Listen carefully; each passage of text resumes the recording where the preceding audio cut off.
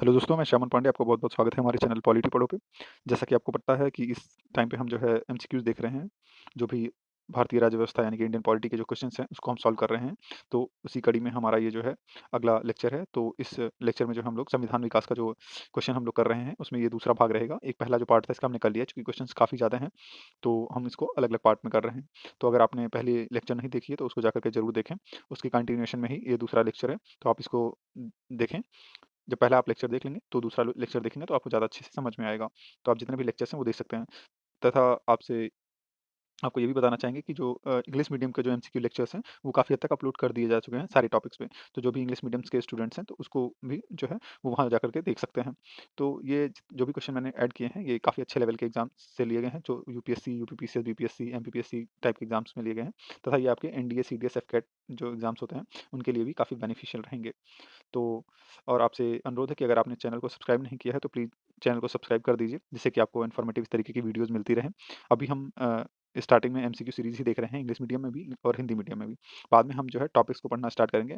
मैं पहले क्वेश्चन इसलिए करा दे रहा हूँ, जिससे कि बाद में जब मैं टॉपिक पढ़ाऊँ, तो आपको फिर बाद में क्वेश्चंस के लिए प्रैक्टिस करने के लिए ज़्यादा दिक्कत ना हो और आपके पास क्वेश्चंस अवेलेबल रहें। जिससे कि आप लोग यहाँ पे आकर देख सकते हैं क्वेश्चन और आपको चीज़ें समझ में आने लगेंगी। तो चलिए क्वेश्चंस को शुरू करते हैं।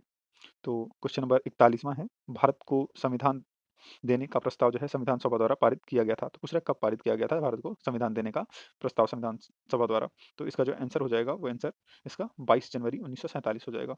तो इस तरीके के जो क्वेश्चन है वो फैक्चुअल हैं, तो आपको याद ही करना है, इसमें कोई और इसका दूसरा चारा नहीं कि आपको कोई इसमें कंसेप्ट है कि उसको याद करना, तो आप फैक्चुअल टाइप के क्वेश्चन है, तो आपको इसको ऐसे ही याद करना पड़ेगा। तो 22 जनवरी 1947 को जो है भारत को एक संविधान देने का प्रस्ताव जो है संविधान सभा द्वारा पारित किया गया था।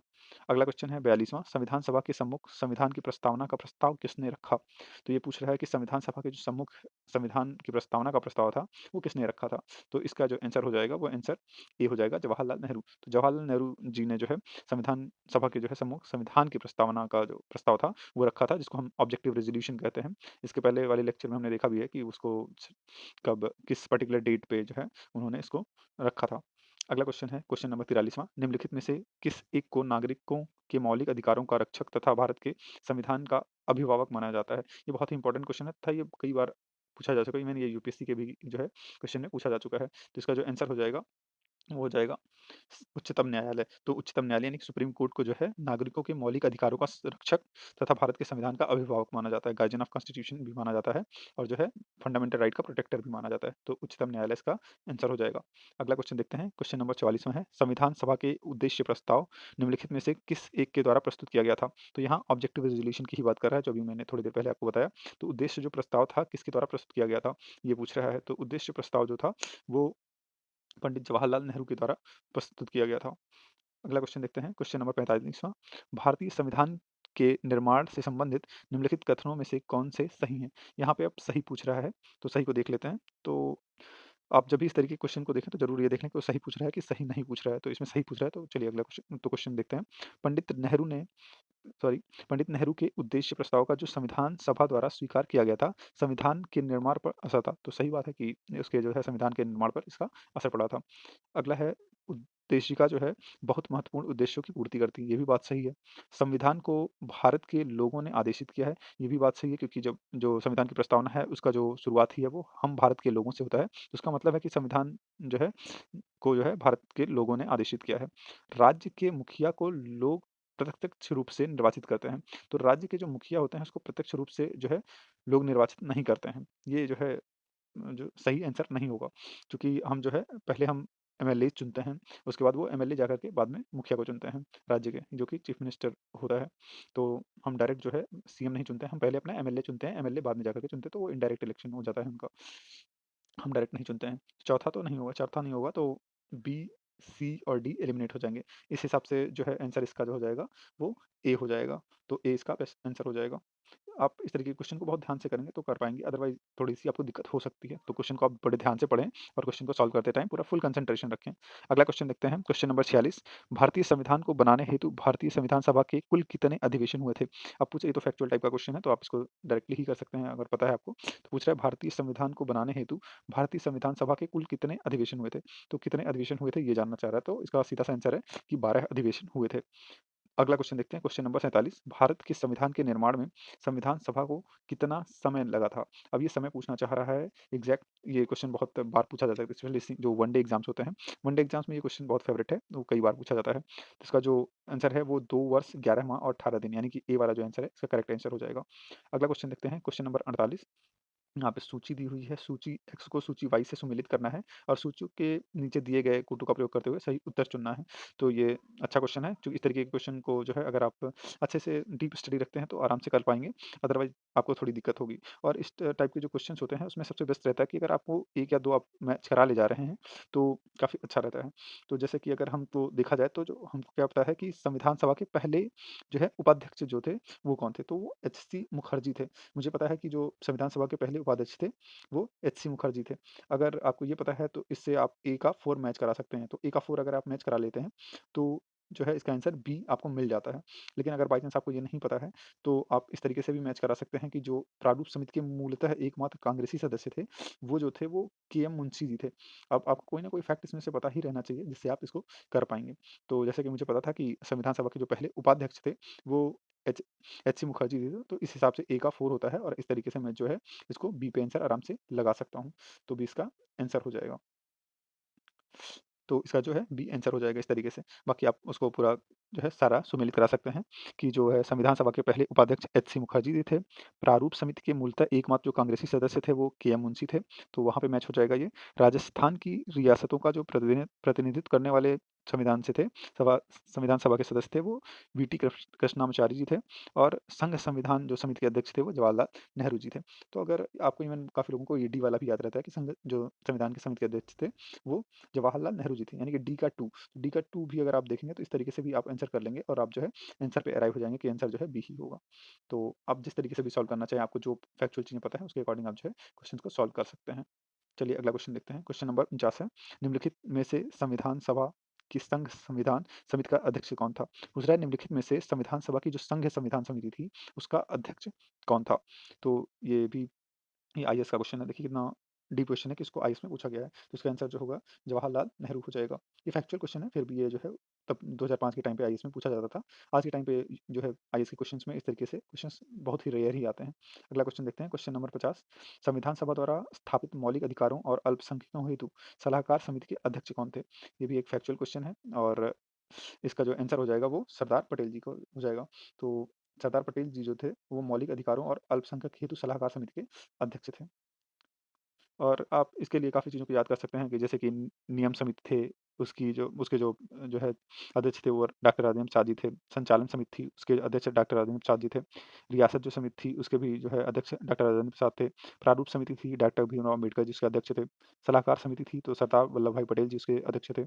और जो मूल अधिकार की उप समिति थी तो उसके जेबी कृपलानी जी उसके जो है अध्यक्ष थे। अल्पसंख्यक जो उप समिति थी वो एच.सी. मुखर्जी उसके सदस्य थे, सॉरी उसके अध्यक्ष थे। संघ शक्ति जो समिति थी जवाहरलाल नेहरू जी उसके अध्यक्ष थे। संघ संविधान जो समिति थी जवाहरलाल नेहरू जी उसके भी जो है अध्यक्ष थे। और प्रांतीय संविधान समिति थी सर तो उसके अध्यक्ष जो है सरदार वल्लभ भाई पटेल जी थे। तो ये सारी जो है इस तरीके से आप याद कर सकते हैं। फिलहाल 50वें क्वेश्चन के लिए जो आंसर हो जाएगा हमारा, वो सरदार पटेल हो जाएगा। तो सरदार पटेल जी जो हैं, संविधान सभा द्वारा स्थापित मौलिक अधिकारों और अल्पसंख्यकों के हेतु जो है सलाहकार समिति जो है, उसके अध्यक्ष थे। अगला क्वेश्चन देखते हैं, क्वेश्चन नंबर 51, संविधान सभा की प्रांतीय संविधान समिति का अध्यक्ष कौन था? तो संविधान सभा की जो है प्रांतीय संविधान समिति थी, तो आप इस बात का गौर करेंगे कि प्रांतीय संविधान समिति का अध्यक्ष को पूछ रहा है, तो इसका जो आंसर हो जाएगा वो सरदार पटेल हो जाएगा, जैसे कि हमने अभी डिटेल में बताया भी आपको। अगला क्वेश्चन देखते हैं, क्वेश्चन नंबर 52वां, भारतीय संविधान सभा की प्रारूप समिति के अध्यक्ष कौन थे? यहाँ पे प्रारूप समिति के अध्यक्ष पूछ रहा है, तो प्रारूप समिति के जो अध्यक्ष थे वो doctor B R Ambedkar ji थे। तो doctor B R Ambedkar ji जो है भारतीय संविधान सभा की जो है प्रारूप समिति यानी कि जो ड्राफ्टिंग कमेटी थी उसके चेयरमैन थे। अगला क्वेश्चन देखते हैं, क्वेश्चन नंबर 53, भारतीय संविधान सभा की प्रारूप समिति का अध्यक्ष कौन था? पूछ रहा है भारत की जो संविधान सभा थी उसकी जो प्रारूप समिति थी उसका अध्यक्ष कौन था? ये क्वेश्चन इतना इंपॉर्टेंट है कि ये इतनी बार छत्तीसगढ़ के पीसीएस में पूछा गया है, आईएएस के एग्जाम में पूछा गया है, एमपीपीसीएस के एग्जाम में भी पूछा गया है। तो इसका जो करेक्ट आंसर हो जाएगा वो डॉक्टर भीमराव अम्बेडकर जी हो जाएगा। तो भारतीय संविधान सभा की जो प्रारूप समिति थी उसके अध्यक्ष डॉक्टर भीमराव अम्बेडकर जी थे। अगला क्वेश्चन देखते हैं, question number 54, doctor B R Ambedkar की अध्यक्षता में संविधान सभा की प्रारूप समिति में कितने अन्य सदस्य थे? अब पूछ रहा है कितने जो है अन्य सदस्य थे डॉक्टर भीमराव अम्बेडकर जी की जो अध्यक्षता वाली संविधान सभा की प्रारूप समिति थी। तो अन्य सदस्य के बारे में पूछ रहा है। तो जो अन्य सदस्य थे वो 6 थे। टोटल मिला के 7 थे, तो बी आर अम्बेडकर जी तो अध्यक्ष थे ही, बाकी 6 और अन्य सदस्य थे प्रारूप समिति में। अगला क्वेश्चन देखते हैं, क्वेश्चन नंबर 55। निम्नलिखित में से कौन संविधान प्रारूप समिति के सदस्य थे? अब इसमें जो सातों सदस्य थे बी आर अम्बेडकर जी को मिला के प्रारूप समिति में, तो उसमें से पूछ रहा है, इन सारे ऑप्शंस में से पूछ रहा है कौन से सदस्य थे? ये वाला क्वेश्चन इस तरीके से पूछना चाह रहा है आपसे। तो इसमें से जब हम सारे सदस्यों की बात करते हैं, तो सारे सदस्यों में हमको मिलता है कि जो है एन गोपालस्वामी जी जो थे, वो भी सदस्य थे। जवाहरलाल नेहरू जी सदस्य नहीं थे। तो अगर आपको यहाँ सही उत्तर पूछ रहा है, तो 2 तो नहीं होगा, क्योंकि 2 प्रारूप समिति में जो है जवाहरलाल नेहरू जी नहीं थे। 2 नहीं होगा, यानी कि ए आंसर नहीं हो सकता है और डी आंसर नहीं हो सकता है। और चूँकि सरदार पटेल जी भी जो है प्रारूप समिति में नहीं थे, तो इसी वजह से चौथा भी आंसर नहीं हो सकता है। यानी कि 4 आप एलिमिनेट कर सकते हैं, क्योंकि सरदार पटेल जी जो थे नहीं थे। तो अगर 4 आप एलिमिनेट करेंगे, ए भी नहीं होगा, बी भी आंसर नहीं होगा, डी भी नहीं होगा। इस हिसाब से जो है आंसर सी हो जाएगा, यानी कि 1 एंड 3, यानी कि एन गोपालस्वामी और अलादि कृष्ण स्वामी अय्यर जो थे, ये दोनों लोग संविधान प्रारूप समिति के सदस्य थे। बाकी जवाहरलाल नेहरू जी और सरदार पटेल जी जो है प्रारूप समिति के सदस्य नहीं थे। अगला क्वेश्चन देखते हैं, क्वेश्चन नंबर 56।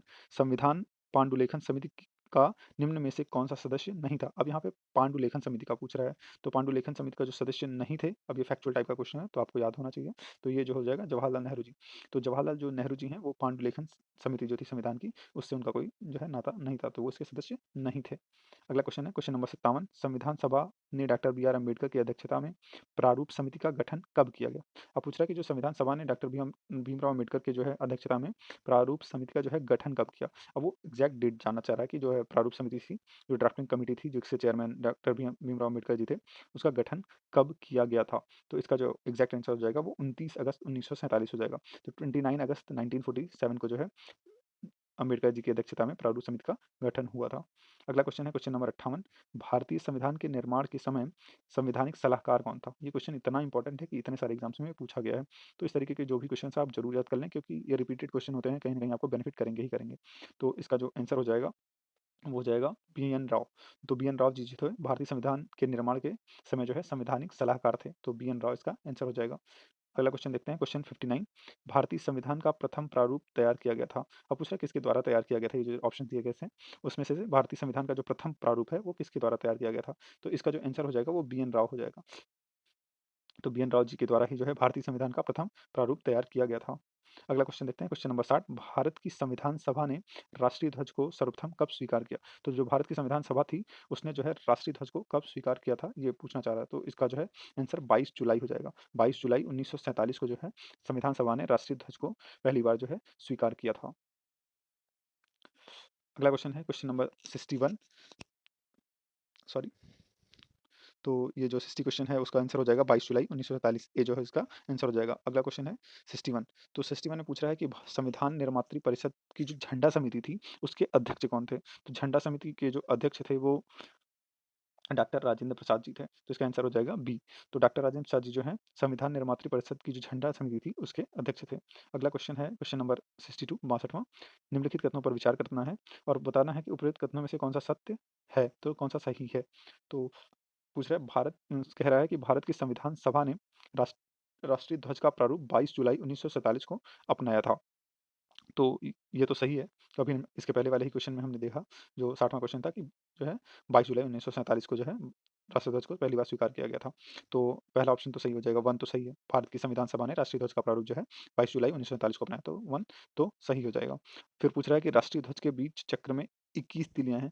तो जैसे हमको सबको पता है कि राष्ट्रीय ध्वज के जो बीच चक्र होती है उसमें 21 तीलियाँ नहीं होती हैं, बल्कि उसमें जो है 24 तीलियाँ होती हैं। तो 2 इसका ऑप्शन नहीं होगा। तो 2 अगर ऑप्शन नहीं होगा, तो यानी ए एलिमिनेट हो जाता है, सी एलिमिनेट हो जाता है, डी एलिमिनेट हो जाता है। तो इसका जो सही आंसर बचता है केवल बी बचता है। इस हिसाब से हम बिना अगला जो है पॉइंट देखे ही आंसर पा जाते हैं। लेकिन हम फिर भी पढ़ लेते हैं कि राष्ट्रीय ध्वज की जो चौड़ाई लंबाई का अनुपात होता है, वो इसमें दिया हुआ है कि 3:4 का होता है, लेकिन ये गलत दिया हुआ है। राष्ट्रीय ध्वज की जो चौड़ाई और लंबाई का अनुपात होता है, वो 2:3 का होता है, ना कि 3:4। तो इसमें जो है 2 और 3 गलत हैं, 1 सही है। 2 इसलिए गलत है क्योंकि 24 तीलियाँ होती हैं, और राष्ट्रीय ध्वज की चौड़ाई और लंबाई का अनुपात जो होता है वो 2:3 का होता है, ना कि 3:4 का। तो इस हिसाब से आंसर जो हो जाएगा, चूँकि सही पूछा है तो केवल बी वाला जो है, यानी केवल 1 इसका आंसर हो जाएगा। अगला क्वेश्चन देखते हैं, क्वेश्चन नंबर 63। संविधान सभा में भारतीय संविधान का तृतीय वाचन कब प्रारंभ हुआ? अब ये तृतीय वाचन के बारे में पूछ रहा है। तो तृतीय वाचन जब हम ये काफ़ी फैक्चुअल क्वेश्चन है, इवन जब उस टाइम पे क्वेश्चन पूछा गया था तो इसका जो है आंसर में भी दिक्कत हुई थी, क्योंकि जो एग्ज़ैक्ट डेट है वो तृतीय वाचन का, वो 17 नवंबर 1949 है, जो कि ऑप्शन में दिया नहीं गया है। तो इस हिसाब से इसका जो है आंसर इसमें से कोई सा नहीं हो जाएगा। तो इसका जो आंसर हो जाएगा, अगर इन सारे answer A, B, C, D ये चारों नहीं होंगे, इसका जो आंसर है वो है 17 नवंबर 1949। आप इसको याद करेंगे कि जो संविधान सभा में जो है भारतीय संविधान का तृतीय वाचन प्रारंभ हुआ था, वो 17 नवंबर 1949 से प्रारंभ हुआ था। तो अगला क्वेश्चन देखते हैं, क्वेश्चन नंबर 64। भारत का संविधान पूर्ण रूप से तैयार हुआ था। पूछ रहा है कि भारत का जो संविधान था वो पूर्ण रूप से कब तैयार हुआ था? तो भारत का जो संविधान था वो पूर्ण रूप से जो है 26 नवंबर 1949 को तैयार हो गया था। आप जब प्रियम्बल पढ़ेंगे तो उसमें डेट भी आती है कि we hereby adopt, enact and to give ourselves this constitution, ऐसा करके आता है ना? तो 26 नवंबर 1949 ये जो डेट है वहाँ से आती है हमारे प्रस्तावना से। तो भारत का संविधान पूर्ण रूप से जो तैयार हुआ था वो 26 नवंबर 1949 को हो गया था। अगला क्वेश्चन देखते हैं, क्वेश्चन नंबर 65 है, भारतीय संविधान को संविधान सभा द्वारा अंगीकृत किया गया था। पूछ रहा है कि भारतीय संविधान को संविधान सभा द्वारा कब अंगीकृत किया गया था? तो इसका भी जो आंसर हो जाएगा वो 26 नवंबर 1949 हो जाएगा, जो कि उद्देशिका यानी कि प्रस्तावना से ही आता है। अगला क्वेश्चन है, क्वेश्चन नंबर 66, भारत की संविधान किस तिथि को अपनाया गया था? तो भारत का जो संविधान है वो किस तिथि को अपनाया गया था, ये पूछ रहा है कि अडॉप्ट कब किया गया था। तो भारत का जो संविधान है वो अडॉप्ट 26 नवंबर 1949 को किया गया था। ये सारे जो क्वेश्चन अभी लगातार जो आ रहे हैं, 3-4 क्वेश्चन अभी, ये सारे प्रस्तावना से यानी कि उद्देशिका जो है संविधान का, वहाँ से आ रहे हैं। हम उसको डिटेल में पढ़ेंगे तो आपको पूरा एकदम याद करा देंगे किस तरीके से संविधान जो है कि उद्देशिका को आप आराम से याद कर सकते हैं। अगला क्वेश्चन है 67, भारत भारतीय जो संविधान है पूछ रहा है कब लागू हुआ था? अभी वो लागू होने का पूछ रहा है। तो भारत का जो संविधान है वो लागू हुआ था 26 जनवरी 1950 को। यहाँ पे लागू होना पूछ रहा है, आप ध्यान देंगे। अगला क्वेश्चन देखेंगे, क्वेश्चन नंबर 68 जो है 68वां क्वेश्चन है, संविधान को 26 जनवरी के दिन लागू करने का निर्णय इसलिए लिया गया था क्योंकि, अब वो रीजन पूछना चाह रहा है कि जो 26 जनवरी को लागू किया गया संविधान को, वो क्यों किया गया था? तो रीजन पूछना चाह रहा है। तो रीजन इसका हो जाएगा कि कांग्रेस ने इसी तिथि को 1930 में स्वतंत्रता दिवस के रूप में पहली बार जो है मनाया था। इस वजह से जो है 26 जनवरी को लागू किया गया था। इसका बेस्ट आंसर हो जाएगा। जब आप हिस्ट्री पढ़ेंगे तो 1930 का जो घटनाक्रम है आप इसको पढ़ेंगे। अगला क्वेश्चन देखेंगे, क्वेश्चन नंबर 69 है, भारतीय संविधान को अपनाया गया था। अब पूछ रहा है भारतीय संविधान को अपनाया गया तो किसके द्वारा अपनाया गया था भारतीय संविधान को? तो भारतीय संविधान को जो है संवैधानिक सभा द्वारा अपनाया गया था, जो कॉन्स्टिट्यूएंट असेंबली है उसके द्वारा संविधान को अपनाया गया था। अगला क्वेश्चन देखेंगे, क्वेश्चन नंबर 70 है, संविधान सभा द्वारा भारतीय संविधान को स्वीकृत किया गया था। अब पूछ रहा है कि जो संविधान सभा है उसके द्वारा जो है भारतीय संविधान को स्वीकृत किया गया था। तो स्वीकृत कब किया गया था ये पूछना चाह रहा था। स्वीकृत इसको हमने किया था 26 नवंबर 1949 को। अगला क्वेश्चन है, क्वेश्चन नंबर 71, भारतीय संविधान को 26 नवंबर 1949 को किसके द्वारा अधिनियमित किया गया था? तो पूछ रहा है अधिनियमित किया गया था, लेकिन किसके द्वारा? तो जो अधिनियमित करने की बात आती है तो अधिनियमित जो है संविधान सभा द्वारा अधिनियमित किया गया था इसको। तो भारतीय संविधान को जो है 26 नवंबर 1949 को जो है संविधान सभा द्वारा अधिनियमित किया गया था। तो ए इसका आंसर हो जाएगा। अगला क्वेश्चन देखते हैं, क्वेश्चन नंबर 72 यानी 72वां क्वेश्चन, भारत का संविधान अंगीकृत एवं अधिनियमित हुआ था। तो भारत का जो संविधान है वो कब अंगीकृत और अधिनियमित हुआ था, ये क्वेश्चन में ये पूछना चाह रहा है। तो इसमें इसका आंसर हो जाएगा 26 नवंबर 1949। ये सारे जो क्वेश्चंस आ रहे हैं लास्ट के भी सारे, ये सब प्रस्तावना यानी कि उद्देशिका जो है संविधान का, वहाँ से आ रहे हैं, क्योंकि वहाँ पे ही ये सारे वर्ड्स जो हैं एडॉप्ट, इनैक्ट, ये जो है ये सारे यूज किए गए हैं। अगला क्वेश्चन है, question number 73, B R Ambedkar का संविधान सभा के में निर्वाचन हुआ था। पूछ रहा है तो बी आर जो अम्बेडकर थे उनका संविधान सभा में निर्वाचन हुआ था, तो किस जगह से हुआ था? तो ये क्वेश्चन इतना उस टाइम पे इंपॉर्टेंट था कि ये आईएएस के प्री में पूछा गया था 1996 में। तो इसका जो आंसर हो जाएगा वो जाएगा बम्बई प्रेसिडेंसी से। तो बम्बई प्रेसिडेंसी से जो है बी आर अम्बेडकर जी का जो है संविधान सभा में निर्वाचन हुआ था। अगला क्वेश्चन देखते हैं, 74वां, डॉक्टर भीमराव अम्बेडकर का जन्म और मृत्यु कब हुआ था?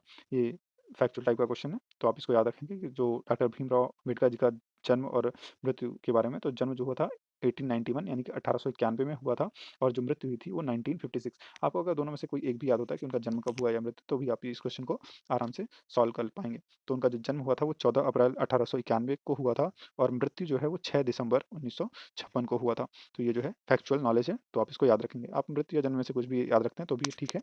बाकी अगर, चूंकि भीमराव अम्बेडकर जी वैसे भी इतने इंपॉर्टेंट पर्सनैलिटी रहे हैं, तो आपको वैसे भी इनके बारे में जानकारी होनी चाहिए।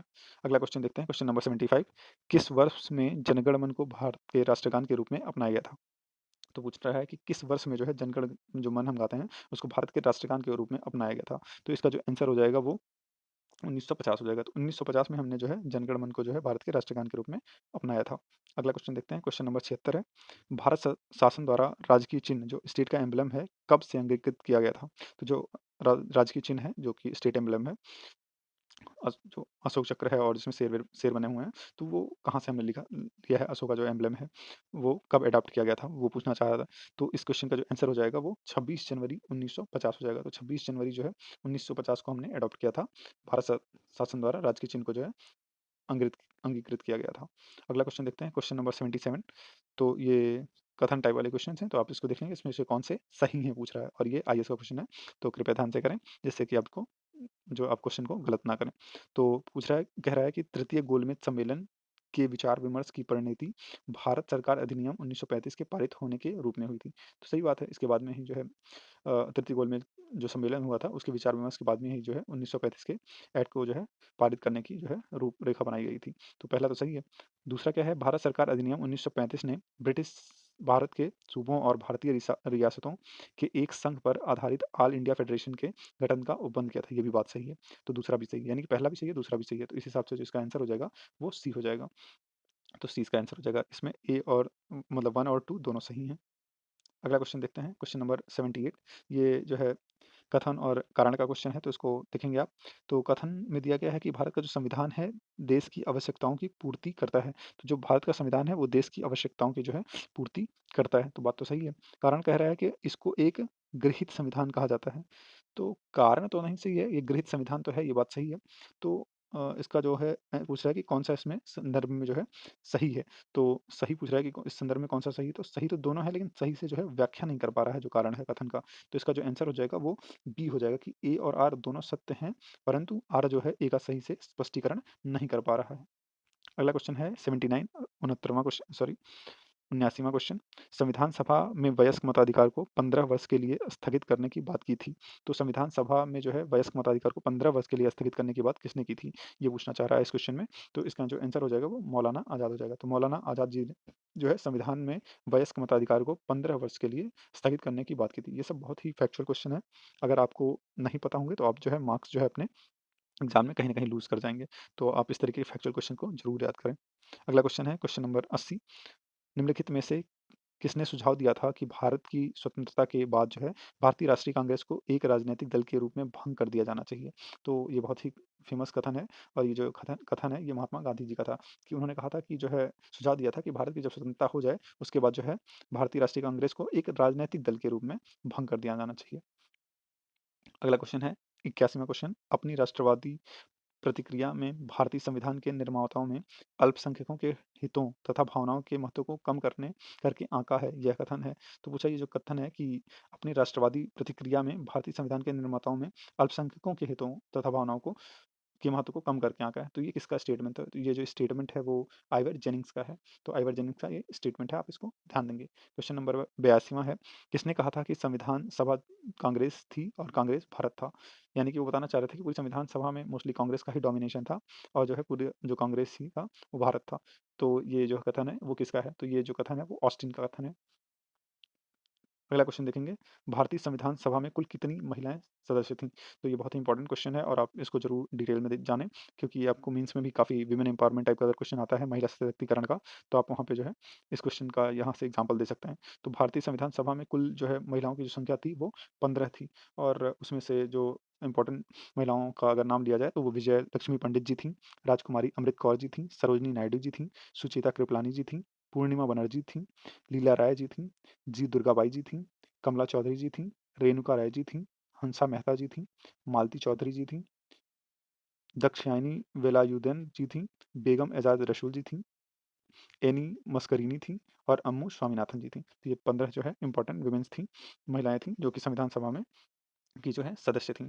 इस तरीके से हमने सारे जो है क्वेश्चन जो इम्पोर्टेंट रहे हैं वो कंप्लीट किए हैं संविधान विकास से रिलेटेड। तो संविधान विकास का जो पहला पार्ट है आप उसको ज़रूर जा करके देखें, और जब आप पहला पार्ट देख लेंगे उसके बाद इस लेक्चर को देखेंगे तो ज़्यादा अच्छे से आपको समझ में आएगा। और हम जो है ये लेक्चर कंटिन्यू रखेंगे, और जितने भी क्वेश्चंस हैं भारतीय राज्य व्यवस्था के सारे जो हैं वो चाहे प्रियम्बल से हों, प्रस्तावना से हों, फंडामेंटल राइट, फंडामेंटल ड्यूटीज़, या फिर राज्य के नीति निर्देशक तत्व जिसको हम डीपीएसपी कहते हैं उससे हों, और जो भी संसद से हों या फिर स्टेट के लेजिस्लेचर से हों, हाई कोर्ट सुप्रीम कोर्ट से हों क्वेश्चन, तो जो भी क्वेश्चन है या फिर कॉन्स्टिट्यूशनल नॉन कॉन्स्टिट्यूशनल बॉडीज से क्वेश्चन हो, तो सारे क्वेश्चन हम जो है हिंदी मीडियम में भी सारे कंप्लीट करेंगे। इंग्लिश मीडियम में हमने काफ़ी हद तक क्वेश्चन कंप्लीट कर लिए हैं, तो अगर आप इंग्लिश मीडियम के हैं तो सारे लेक्चर जो है प्लेलिस्ट पे जा करके इंडियन पॉलिटी थ्रू एमसीक्यू से वहाँ से देख सकते हैं।